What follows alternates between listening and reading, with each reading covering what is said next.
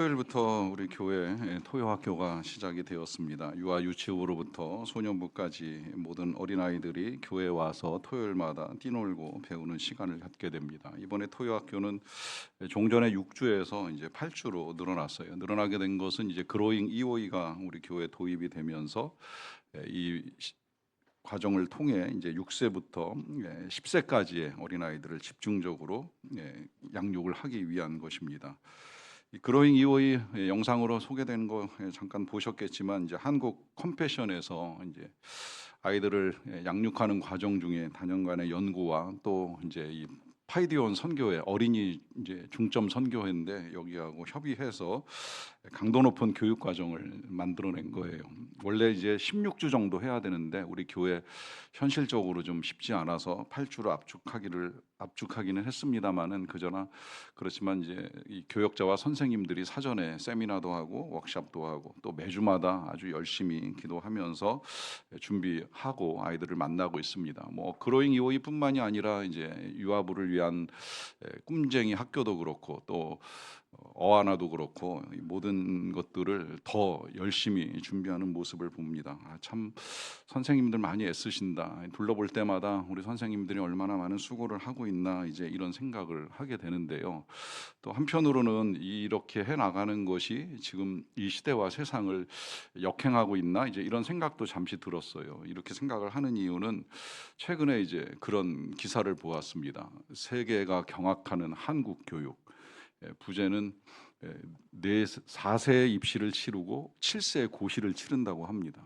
영어 유치원 보낼 때 또 사립 초등학교 가기 위해서 입시 같은 혹은 이제 고시 같은 과정을 거쳐야 하기 때문에 아이들이 힘들다는 거죠. 공부하기 바쁘다는 거예요. 사실 어린아이들이 토요일까지 학원을 다닐 거라고 생각을 하지는 않지만 사실 고학년들은 토요일 날 학원 가는 아이들이 많아요. 그래서 작년에 우리 꿈잔치 할 때 아이들이 부족했던 이유 중에 하나는 토요일에 학원 가는 아이들이 많아서 그런 거 아니겠느냐라고 하는 분석이 나올 만큼 이 아이들이 토요일 날 굉장히 바쁩니다. 바쁜 건 이제 세상에서 배우기 위해서 바쁜데 이 바쁜 아이들을 교회로 불러들여 가지고 교회에서 이제 아이들을 가르치겠다고 하는 이것이 어떻게 보면 세상의 흐름과는 전혀 다른 방향으로 가고 있는 것이지요. 그럼에도 불구하고 우리 선생님들이 뭐 토요일뿐만이 아니라 때로는 뭐 금요일에 평일에 오셔서 이렇게 준비하고 또 토요일도 일찍 나와서 세팅하고 하는 이런 일련의 과정들을 보게 되면 참 대단한 헌신과 희생이다라고 하는 생각을 하는 거예요. 저는 그래서 오늘 말씀을 준비하면서 우리 선생님들의 마음 속에 사도 바울의 마음이 들어있는 건 아니겠는가 하는 생각을 하기도 했습니다. 그 마음은 이런 마음이에요. 28절인데요. 우리가 그를 전파하여 각 사람을 권하고 모든 지혜로 각 사람을 가르침은 각 사람을 그리스도 안에서 완전한 자로 세우려 한다라고 하는 것입니다. 자, 여기서 사도 바울은 이제 각 사람을 권하고 가르친다라고 말씀을 하시는데 이유와 목적이 나오죠. 그것은 마지막에 보시면 그리스도 안에서 완전한 자로 세우기 위한 것이다라고 하는 것입니다. 여기에 이제 가르침 곧 교육의 목적이 있다고 할 수가 있겠는데요. 완전한 자로 세우고자 하는 것입니다. 몇 년 전에 우리 교회 고학년들을 대상으로 어하나가 시작될 때 이 어하나의 취지 이제 많이 익숙하실 거예요. 그리스도 안에서 부끄러울 것이 없는 일꾼으로 인정된 자로 세우기 위한 교육입니다. 그래서 이제 아이들이 와서 교육을 받는데 이 교육이 그냥 단순히 뭐 지적으로 영적으로만 교육하는 것이 아니라 육적으로도 뛰노는 시간을 가져요. 몸도 함께 성장을 해야 되기 때문이라는 거예요. 제가 첫날 이렇게 들어가서 보니까 아이들이 다양한 활동을 해요. 그 가운데 줄넘기 하는 걸 봤어요. 줄넘기도 정말 다들 되게 잘하더라고요. 초등학생들인데 다 2단 뛰기 하면서 얼마나 치열하게 이걸 해내는지 모르는데 옆에 선생님 한 분이 저에게 가르쳐 주더라고요. 이 줄넘기가 학원도 있지 않습니까? 그러면서 애들이 학원 다니면서 줄넘기 배우는 이유는 이제 이게 키 크는 데 도움된다고. 전 그래서 바람직하다고 생각을 했어요. 기왕이면 머리만 자라는 게 아니라 몸도 자라야지요. 몸도 커야지요. 기왕이면 균형 잡힌 성장을 이루어 가는 것이 맞지요. 그로잉 EOE에서 추구하는 이 EOE가 누가복음 2장 52절의 말씀 그대로 예수님처럼 자라가는 거 아니겠습니까? 이때 예수님은 지혜만 자라는 것이 아니에요. 키도 잘하고 또 하나님과 사람들에게 사랑을 받으면서 영적, 사회적, 정서적 모든 면에 균형 잡힌 성장을 이루어 간 것처럼 그렇게 이제 우리 아이들도 성장을 도모해야 된다라고 하는 것이 근본 취지입니다. 단순히 지적으로만 성장해서는 안 된다는 거죠. 뭐 사실 아이들뿐만 아니라 모든 사람이 다 그렇게 균형 잡힌 성장을 해야 된다는 건 틀림없는 사실입니다. 제가 컴패션을 긍정적으로 생각하게 된 건 이 컴패션이 전 처음에 저도 컴패션을 통해서 구호 활동을 할 때는 그냥 정말 어려운 지역의 아이들에게 먹을 것만 주는 건 줄 알았어요. 그랬더니 우리 지난번 영상 통해 보셨잖아요. 아이들을 관리하잖아요. 영적으로 지적으로 이 아이들이 컴패션을 통해서 어떻게 성장해 가는지 자료와 데이터를 통해서 모든 면에서 이제 관리를 잘하고 있다는 이제 이 점에 있어서 굉장히 긍정적이라고 생각을 합니다. 저는 거꾸로 한때 이제 바퍼를 좀 의심했던 적이 있어요. 아시잖아요, 다들 바퍼 노숙자들에게 이제 밥 퍼주는 사역을 하는데 이 사역이 확대돼서 지금 전 세계 각 대륙에서 진행이 되고 있는데 소식지를 받아보면 어디에서 몇 명 먹였다 이제 여기 되게 초점이 맞춰져 있어가지고 늘 후원을 하면서도 밥만 주나 이제 이런 고민을 좀 했던 적이 있어요. 그런데 이제 작년 말 소식지를 이렇게 딱 받아보니까 이번에 프놈펜에서 90명 넘게 세례를 주게 되었다라고 하는 거예요. 그래서 역시 밥만 주는 게 아니다. 밥퍼라고 해서 밥만 퍼주는 게 아니라 말씀도 주고 은혜도 나누는구나. 이제 이런 면에서 굉장히 이제 긍정적으로 생각을 하게 된 거예요. 왜 그렇겠습니까? 사람이 떡으로만 사는 존재는 아니기 때문인 것이지요. 우리 노회 안에는 따밥교회라는 이름의 교회가 있습니다. 이 따뜻한 밥차라의 줄임말인데요. 이 교회도 모란 지역의 이제 노숙자들을 상대로 밥퍼 사역을 하는 교회예요. 그런데 이 교회 목사님 최근에 만나서 이야기를 나누다 보니까 절대 밥만 주지 않는다는 거예요. 그 노숙자들이 그 교회에 와서 예배를 드려서 교회 구성원의 대부분은 노숙자들이라고 하더라고요. 그래서 이 노숙자들이 이제 교회에 와서 같이 예배도 드리고 예배가 끝나고 나면 자기들이 직접 같이 밥을 만들기도 하고 그 만든 밥을 나르기도 하고 날러서 이제 모여 있는 그 노숙자 지역에 가서 나누기도 하면서 직접 사역까지 감당하는 것까지 하게 된다 하는 이제 말씀을 들었습니다. 그래서 참 잘하고 있다라고 하는 생각이 들었어요. 먹기만 해서는 안 되잖아요. 사람이 먹으면 짐승과 다를 게 뭐가 있겠습니까? 물론 중요한 문제예요. 먹는 게 중요하지 않다는 것이 아니지만 그러나 먹는 것이 전부는 아니기에 모든 면에서 균형 잡힌 성장을 이루어 간다라고 하는 건 굉장히 귀한 일이라 할 수 있습니다. 이 일에 이제 온 교회가 정말 한 마음 한 뜻이 되어 힘써야 하는 건 틀림없는 사실인데요. 이 온전한 사람으로 세우기 위해서 사도 바울은 아까 읽었던 그 28절 말씀에서 각 사람을 권하고 각 사람을 가르치고 각 사람을 세우려 한다라고 하는 표현을 쓰고 있습니다. 보시는 대로 각 사람이라고 하는 단어가 자꾸 반복이 돼요. 이제 이런 글쓰기를 어떤 전문가는 나쁜 글쓰기라고 표현을 하더라고요. 이제 불필요하게 같은 단어가 계속 반복되는 거 아니냐 이제 이런 문제 제기를 하는 거죠. 그렇다면 사도 바울이 스스로 말에는 조라지만 글에는 능하다고 말을 하면서 이렇게 지금 글 쓰는 능력이 떨어져서 각 사람이라고 하는 단어를 반복하는 것일까요? 절대 그럴 리는 없지요. 반복한다면 이유가 있어요. 성경에서 반복의 이유는 한 가지라고 말씀을 드렸습니다. 대개 그것이 중요하기 때문이라고 하는 것이죠. 그러니까 지금 사도 바울이 각 사람이라고 하는 단어를 반복하는 이유는 이 각 사람이라고 하는 것이 중요합니다. 왜 그럴까요? 각 사람이 가르침을 받아야 되고 각 사람이 세워져야 하기 때문인 거예요. 교회가 공동체인 건 틀림이 없습니다만은 그래서 하나님이 공동체 가운데 크게 역사하시는 것도 맞습니다만은 그러나 하나님 앞에 서게 되는 건 각 사람의 문제가 되기 때문입니다. 이거 우리가 출애굽기 역사를 봐도 잘 알 수 있을 것 같아요. 출애굽기 공동체 전체가 이스라엘이라고 하는 공동체 전체가 애굽을 떠나는 사건이에요. 공동체 전체가 구원을 받는 것처럼 보였어요. 그런데 그 공동체 구성원들 가운데에 가나안 땅까지 들어간 사람은 2사람밖에 안 돼요. 애굽을 떠난 사람들 중에, 물론 중간에 태어나고 이 광야에서 이제 출생한 사람들 같은 경우에는 가나안 땅에 들어간 사람이 적지 아니하지만 다 애굽을 떠났다고 해서 다 가나안 땅에 들어가는 것이 아니라는 거예요. 공동체가 하나님의 은혜를 경험하지만 그 가운데 하나님이 약속하신 땅에 들어가는 사람은 각 사람에 해당이 됩니다. 그러하기 때문에 저는 이 자리에서 우리가 다 함께 공동체로 예배를 드려도 하나님 앞에 온전히 서는 사람은 다를 수 있다고 늘 생각을 하는 거예요. 이제 이 부분이 참 안타까운 거예요. 각 사람이 다 예배를 드렸다고 해서 다 하나님 앞에 설 수 있는 건 아니라는 것이지요. 이 가운데는 하나님 앞에 설 수 있는 자가 있고 서지 못할 자가 있습니다. 그래서 오늘도 예배를 준비하며 기도하기는 함께 우리가 예배를 드리지만 다 정말 하나님 앞에 설 수 있으면 좋겠다, 하나님 앞에 서는 자가 되기를 원한다라고 하는 마음을 가지고 기도를 드렸습니다. 왜 그럴까요? 그만큼 하나님 앞에 서는 문제가 중요하기 때문이지요. 그렇다면 하나님 앞에 서기 위해서 어떻게 해야 되느냐? 일단 그 문제를 제가 앞서서는 이제 이 모든 면에서 균형 잡힌 성장이라고 하는 말씀을 드렸습니다. 모든 면에서 잘 발달이 되어야 한다는 거예요. 이 발달 참 중요해요. 저는 아이들 키우면서 잘 몰랐는데 이제 요즘 아이들 키우는 이야기를 듣다 보니까 우리 아이들 성장할 때 보면 뭐 대근육도 발달해야 되고 소근육도 발달해야 된다 그러는데, 저 우리 아이들 키울 때 그렇게까지 철저하게 양육을 해야 되는지는 잘 몰랐어요. 그래서 이제 아이들이 정말 몸이 균형 잡힌 성장을 이루어가기 위해 애써야 된다 뿐만이 아니라 또 아이들이 성장하는 과정 중에 다양하게 이제 배울 것들을 가르치잖아요. 뭐 그것도 전 좋다고 생각을 해요. 문제는 이제 그렇게 막 몸도 키워주고 마음도 키워주고 지적 능력도 키워주려고 애쓰다가 어느 순간이 딱 되면 이 모든 것들이 다 하나로 이렇게 묶이는 듯한 이제 그런 느낌이 드는 거예요.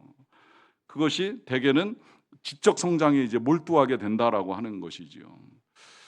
모르겠어요. 제가 알고 있는 바로 말씀을 드리자면 요새 고등학교에서 음악 미술 체육 많이 안 가르친다고 들었습니다. 우리 때는 고3 때도 체육 있었잖아요. 저는 기억에 고등학교 2학년 때도 음악 배우고 미술 했었어요. 고3 때만 못한 걸로 기억이 돼요. 뭐 3학년 땐 체력장이 있으니까 뭐 당연히 체육을 했지요. 그런데 지금 우리 아이들 입시에 체육 없잖아요. 전공하려고 하는 아이들 말고는 음악 미술 체육 안 배우는 걸로 알고 있는데, 이렇게 해가지고 정말 정서적으로 균형을 이룰 수 있을까 이제 의문이 되는 거예요. 뿐만이 아니라 영적인 부분에 있어서는 더더욱 그렇지요. 아이들 그야말로 뭐 토요일 날 학원 가야 돼, 주일 날 학원 가야 돼 이러면서 아이들을 공부에만 집중하다 보면 정말 이 아이들에게 필요한 영성, 건강 다 놓쳐버리고 마는 거예요. 저는 그리고 그렇게 아이들 키우다가 뒤늦게 후회하고 걱정하는 부모도 몇 번 만나봤어요. 아이에게 믿음이 없는 것 같아요 그러는데, 가만 보면 아이뿐만 아니라 부모도 교회 제대로 안 다녔거든요. 그러면서 내 아이가 믿음이 없다는 거 이제 와서 탄식하고 걱정하면 어쩌겠어요. 습관이 안 만들어져 있는데, 부모도 습관이 없고 아이들도 똑같이 하나님을 경배하는 습관이 안 만들어져 있는데, 이제 와가지고 아이에게 믿음이 없는 걸 걱정하면서 교회가 어떻게 해주길 바라지만, 여러분 교회는 아이들을 만나봐야 일주일에 1시간, 이거 가지고 이제 부족하니까 그래도 그나마 토요학교 하면서 좀 더 만나려고 애를 쓰는데 충분할까요? 가정에서 예배하지 않고 가정에서 묵상하지 않으면서 우리 아이들에게 믿음이 자라기를 바란다, 나중에 어떻게 되겠지라고 하는 이 막연한 기대 가지고 하나님을 향한 신뢰라고 생각하지 마세요.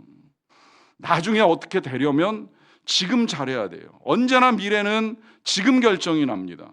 내가 지금 우리 아이들을 위하여 기도하지 않고 가르치려고 하지 아니하고 나중에 믿음이 생기겠지라고 하는 그 막연한 기대의 결과를 경험해 보셨습니까? 여러분, 지금 잘 가르쳐 줘야 됩니다. 지금 잘 세워가야 합니다. 균형 잡힌 성장을 할 수 있도록 도와주어야 합니다. 그래서 우리 교회가 각 사람을 가르치기 위해서 어려서부터 아이들을 불러내는 거예요. 조금이라도 더 전해주고자 아이들을 불러서 시간을 갖게 됩니다. 그런데 이제 문제는 이 가르침도 때로는 왜곡이 되는 경우를 종종 보게 돼요. 왜곡된다는 거는 우리가 이 가르침 그러면 뭔가 이야기를 잘 해줘서 이 도와준다라고 생각을 하는데 이 이야기라고 하는 게 참 어려워요. 저도 늘 조심스럽습니다만은 잘못 전달되면 우리는 조언이라고 생각하는 것이 잔소리가 될 가능성이 굉장히 많거든요. 특히 이제 부모들이 사춘기, 청소년기에 접어드는 아이들을 만나게 되면 조언과 사랑이라는 명분 하에 잔소리를 합니다. 뭐 부모들뿐만 아니라 교사들도 그런 경우 종종 있다는 이야기를 들어요. 여러분, 어떤 경우에도 잔소리는 사랑 아닙니다.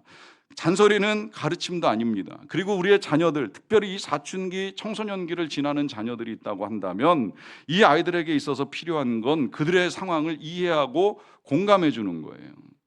저희 딸아이가 가회를 가르치고 있는데 배우는 아이가 초등학교 6학년이었어요. 겨울방학 때 이렇게 가회를 쭉 가르쳐 주면서 재미나게 가르치고 재미나게 배웠다고 하는 이야기를 합니다. 그런데 이제 이 아이가 이번에 3월이 딱 되면서 중학교를 갔잖아요. 만나고 와서 집에서 그런 얘기를 하더라고요. 애 얼굴색이 달라졌어요. 얼굴이 어두워지고 얼굴이 굳어져요. 그러면서 우리 딸이 하는 말이 이런 말이에요. 대한민국 중학교 정말 힘든 것 같아요. 그렇게도 밝고 발랄하던 아이가 중학교 딱 들어가면서 배울 거 많지요. 부담 커지죠. 굳어질 수밖에 없는 거예요. 그러면 그 아이의 인생도 쉽지는 않다는 이야기거든요. 그런 아이가 집에 왔을 때 원하는 게 무엇이겠습니까? 잔소리? 조언? 아니지요. 자기의 그 힘든 마음 이해하고 공감하고 받아줄 사람이 필요한 거예요. 그런데 가만히 생각해 보면 사춘기 청소년기만은 아니더라고요. 요즘 그런 이야기도 듣습니다. 시집 장가간 자녀들에게 잔소리하는 이 부모들 때문에 힘든 이 자녀들의 이야기도 듣게 되는데요. 이런 말씀 드리면 나는 그래도 잔소리 안 한다고 생각하는 분이 계실지 모르겠는데 여러분이 잔소리라고 하는 것이 그냥 말로 전해져서만 잔소리 아니에요. 전화하는 거, 문자 보내는 거, 톡하는 거, 심지어 그 톡에다가 내가 하는 말 같지 않지만 남의 영상 끌어다가 보내면서 이거 봐라, 이거 들어라 라고 하는 이거 다 실은 잔소리인 거예요. 내가 하고 싶은 말 대신에 하고 있는 거잖아요. 좋은 영상이랍시고 보내면서 이거 좀 보고 너 인생, 너의 삶을 바꿀 수 없겠느냐. 여러분, 그 나이쯤 되면 스스로 책임을 져야 돼요. 도와주고 싶으면 기도해 주세요. 도와주고 싶으면 사랑해 주세요. 그들의 그 고달픈 인생 가운데 이해와 공감이 필요합니다. 저는 이걸 역으로도 생각을 해봤어요. 나이가 들어가면 실수가 나올 수밖에 없어요. 모든 것이 둔해지거든요. 보는 것도 둔해지고 듣는 것도 둔해지고 또 하지 말아야 될 말을 하면서 어르신들도 실수를 할 수가 있지요. 거기다 대고서 또 잔소리하는 자녀들도 있는데 이것도 안 되는 거예요. 늙는 것도 서러운데 자녀들이 뭐라고 말하면 편안할 부모가 어디 있겠습니까? 그러니 결국 우리 모두에게 있어서 필요한 건 이해하고 공감하고 받아주고 용납하는 것이지 잔소리하는 게 절대 아니라고 하는 것입니다. 여러분, 그런 면에서 가르침 어떻게 해야 되느냐라고 했을 때 왜 사도 바울은 각 사람을 가르치고 전하고 권한다라고 했을 때 그가 28절에서 이렇게 말합니다.